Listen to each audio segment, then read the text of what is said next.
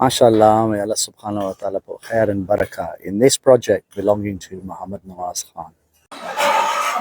MashaAllah, absolutely beautiful. So I caught Bhai Nawaz in the middle of a very busy day. Make sure you watch the next part in which I will show you his beautiful home which is being constructed, where he hasn't left a single stone unturned in order to ensure that the finest quality is followed. However, we had another discussion off camera which was very candid, and I recorded the next part, and it has 1,000 pieces of absolutely golden nuggeted pieces of information. So make sure you listen, make sure you take his advice, and watch the video until the very end.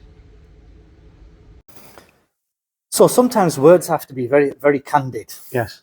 So as good old Yorkshire lads, wearing flat caps in Barnsley. So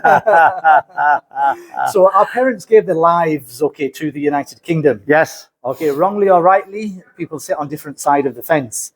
Now, what we definitely love is we love the motherland for 1,000 reasons. We have emotional connections here. We have family connections here.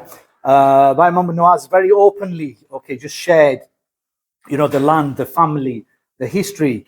But Bhai Nawaz, really in your heart, what really brings you here? Because it's hot, there's mosquitoes in most places, there's flies everywhere, and it's not somewhere where we are used to the type of living in a Western style. So what really brings you here? Tell all the world. I'll tell you why. My father.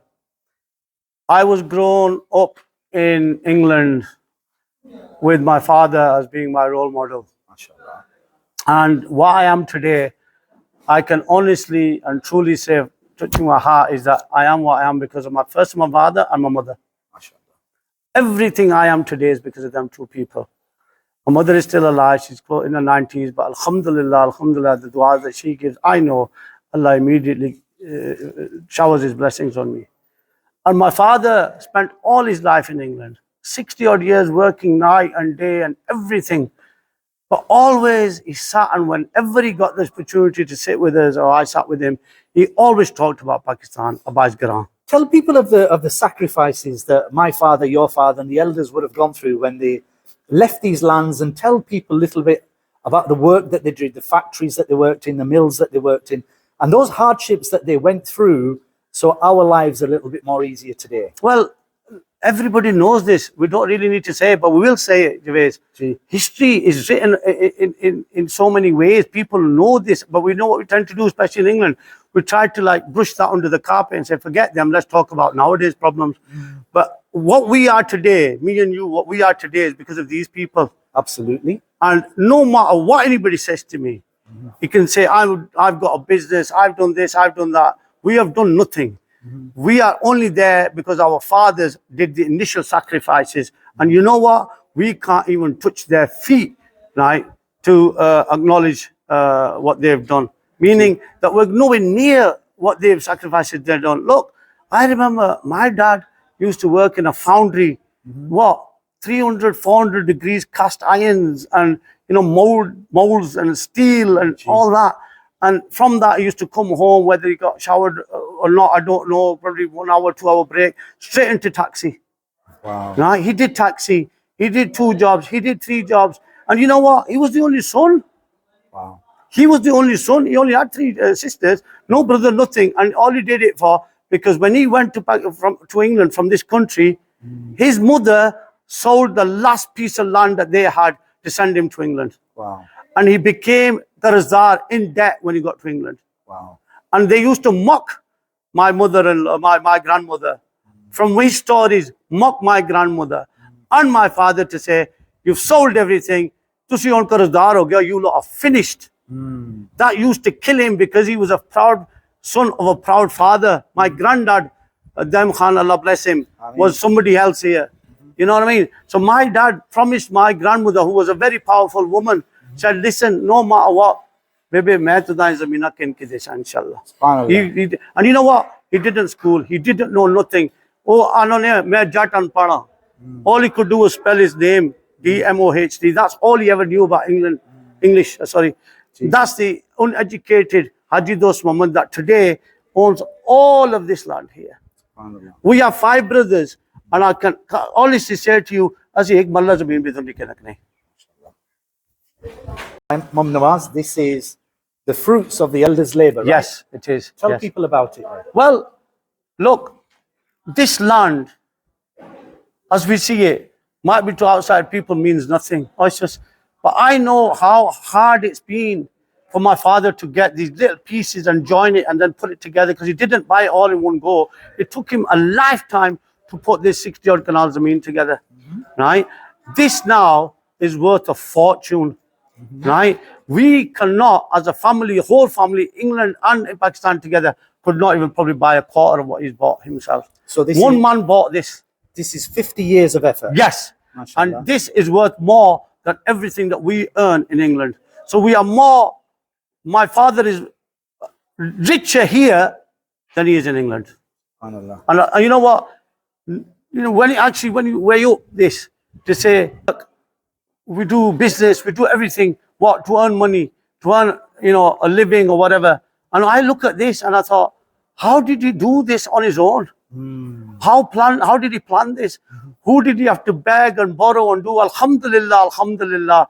You know, my father never is not in debt to one person of even 1 rupee or a pound, because he's paid outright cash for all of this land. So one of the or many of the qualities that they had was they were like, in inverted commas, real men. Yes. And what I mean by that is they were honest. Yes. They worked hard. Yes. They toiled and sweated. Yes. Yes. And they showed, okay, generations what a halal living is like. Yes. Yeah? Yes. What would you say to all the people and all the youngsters specifically that are out in England today about those values, and how can they bring those values into their lives? Well, you know what? We can live what sort of life we want.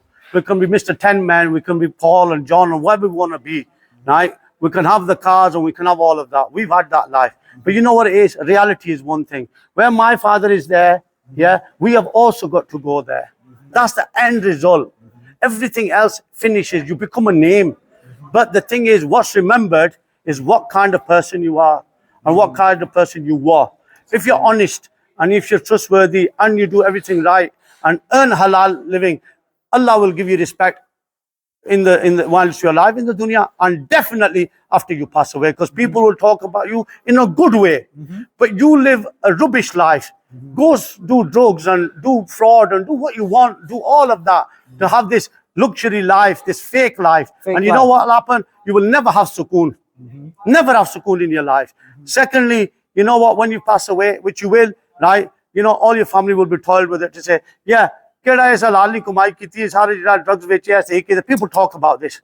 And how many examples do you want or do we need? We don't need to name. Everybody knows these things. So you know what? The lesson is very clear. Thoda hove ya bau hove, right? Lekin halal na hove. Halal na hoya ne, the zindagi na jiyapit bhi maza nahi ne, akhir tak gayi gayi. So, by Muhammad Nawaz, hand on heart, I would say I'm guilty. Yeah. What am I guilty of is, alhamdulillah, ever since growing up, okay, Abaji always wanted to do things in Pakistan, whether it was land and property. Yeah. And I took the back seat and did everything by trust. Yeah. And I thought, you know, this will carry on forever and ever. But elders, obviously, dunya, Allah subhanahu wa ta'ala, it's a system that will go away from dunya as well. And there's many second, third, and fourth generation Pakistanis out there where their parents are invested and they haven't quite taken control of the situation. And the people in Pakistan, for one reason or another, can be a little bit naughty, and I'll just keep it at that. What would your advice be, okay, to those people? Well, the ways we are exactly in the same boat as what you said, as brothers. Like I said, with 5 brothers, my dad was the king here. This was his planning. He wanted to build, you know, this land. He wanted to buy the land. He had this plan that, you know, we've got our initial house over there, the first house that he built in the 80s. And then he wanted all his brothers to have our own houses as well. It was obviously growing families, all the rest of it. But he suddenly passed away in 2007, abruptly. And, you know, it was a big shock to our system, especially me, because I really love my father. You know, and I am what I am, like I said, because of him. But I always used to listen to what he used to say and understand, why is he saying this?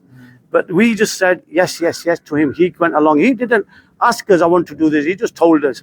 And the way I see it is, he's our father. He sacrificed his life for us. Nobody else, us. So we, as his sons, have a duty.